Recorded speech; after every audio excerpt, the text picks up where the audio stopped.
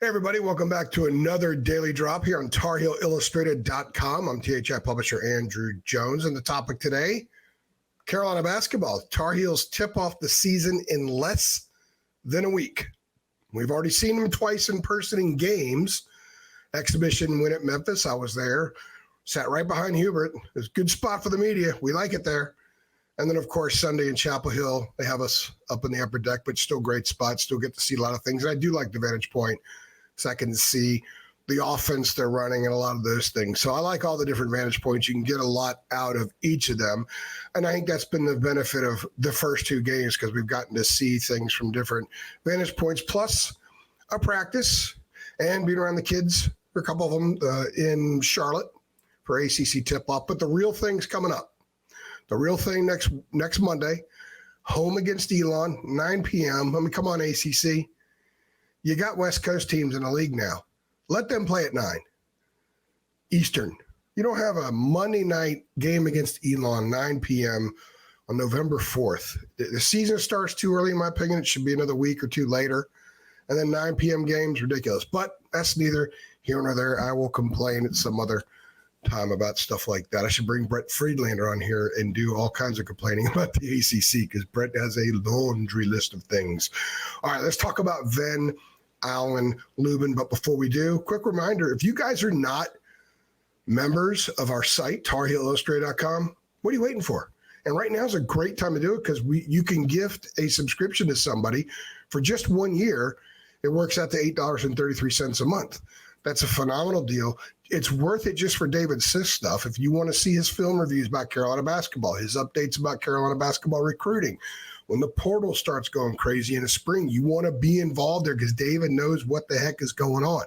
Plus, we got all kinds of other inside information about the basketball program, about the football program, and our wealth of coverage about all that stuff and football recruiting as well. It's just $8.33 a month, guys. Come on over, sign up, be a member of our community, and you can be a Tar Heel Insider too, and you can gift somebody a subscription, and they can be a Tar Heel Insider as well.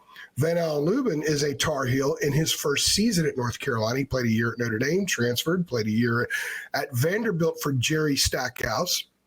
I actually asked him a couple of questions a few weeks ago about that connection, about having a little bit of Tar Heel bloodline before he actually formally became a Tar Heel. And when you talk to him, he kind of fits. You can see how a smart guy like him, cerebral guy like him kind of fits in with the program that Hubert Davis wants to have, the kind of roster he wants to have. But Ven-Allen Lubin also fits in as a basketball player. A lot of people are concerned. He's only 6'8". They think we want to be 6'9", 6'10", but he's got a wingspan of 7'4". He's 210, plays stronger than 210, and he's very economical. When Carolina picked him up in May, I did a podcast, I think David and I did one too. We talked about watching a bunch of his film and how economical he is with his movement. Not a lot of wasted movement at all. He's very good rolling to the basket. He's aware, ready, catch, and score. I asked him Sunday after the exhibition game against Johnson C. Smith about getting used to playing with a guy like Elliot Cadeau, who will find you.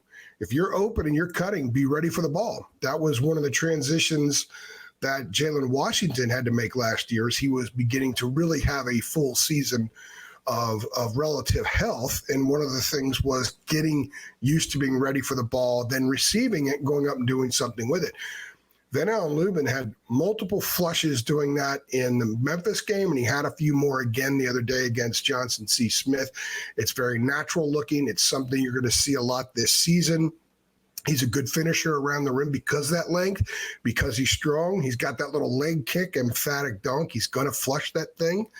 And I think he's someone who's going to be a solid offensive rebounder. Again, he uses his strength. He plays stronger when he has to, then he really probably, I wouldn't say that he really is, then he appears that he would, especially at 210 pounds.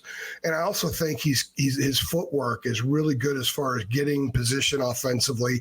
So much of what he does around the basket is squared to the basket. There's a lot of good fundamentals in his game, and there's also a lot of production.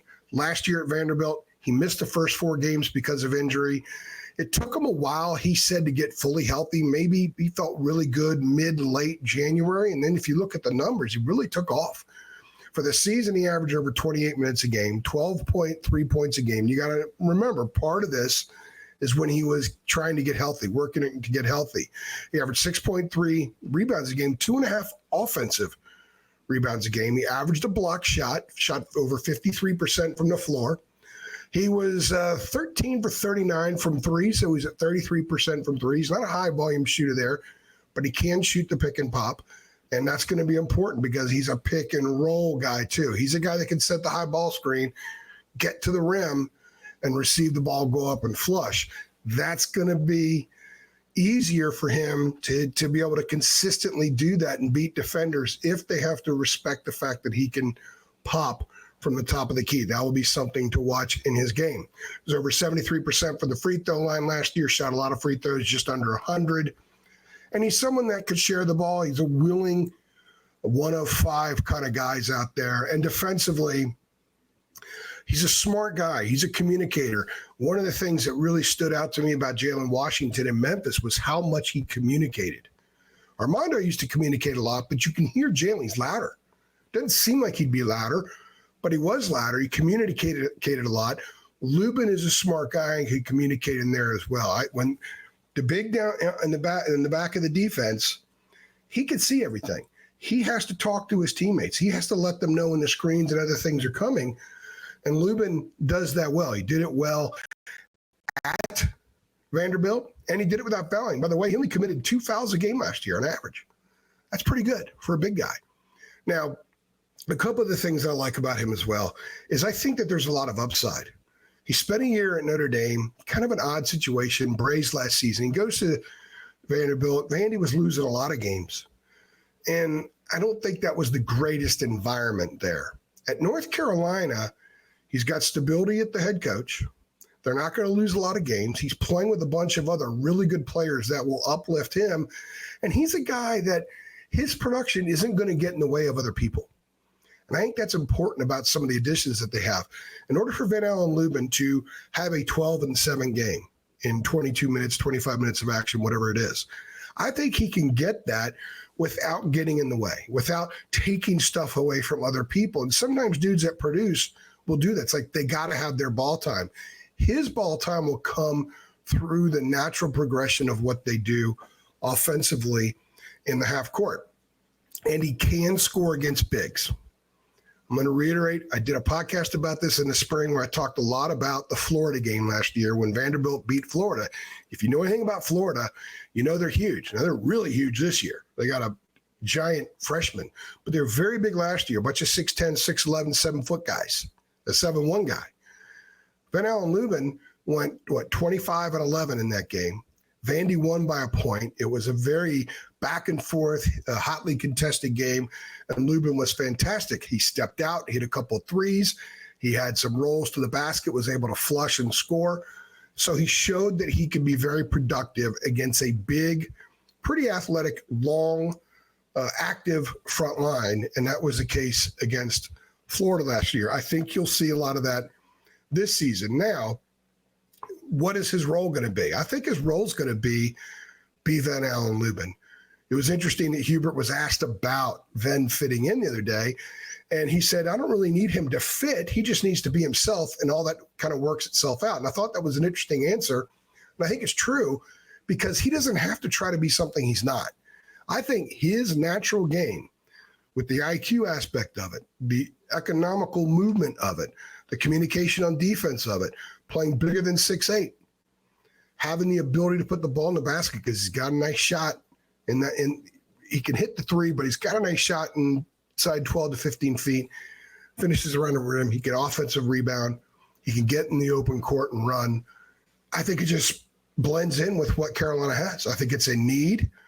And if he's coming off the bench, not many teams in the country have a guy with his experience, with his productivity, proven productivity, and his embracing of having a role like that. Not every guy embraces coming off the bench. Ven-Allen Lubin, if that's ultimately what his role is, coming off the bench, he will embrace it, and he will give Carolina a nice little punch coming off the bench. A guy who's not a one-trick pony, does a lot of things well.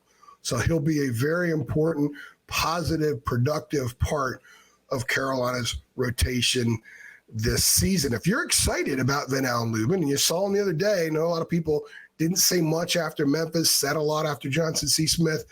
Let's remember it's October. Let's remember it was a D2 team, an exhibition. Let's temper a lot of that stuff until we see these guys play a lot of games. However, I do think you're going to be pleased with what you see from him. He's going to be a pretty consistent player. I don't think he's one of those guys that's going to have super clunker games. He might have some games where he's somewhat invisible, but he's not going to be hurting the team in those nights. I think he's going to have some games where he's very visible and obviously will help the team in those nights. So you're excited about having a guy like that coming off the bench, which is likely for him. Go ahead and click like on this video. If you've not subscribed to our channel, please do now. Make sure you go over to THI, TarHeelIllustrated.com, become a member, become an insider, and you get a lot of Ven-Allen Lubin stuff for the last 5 months.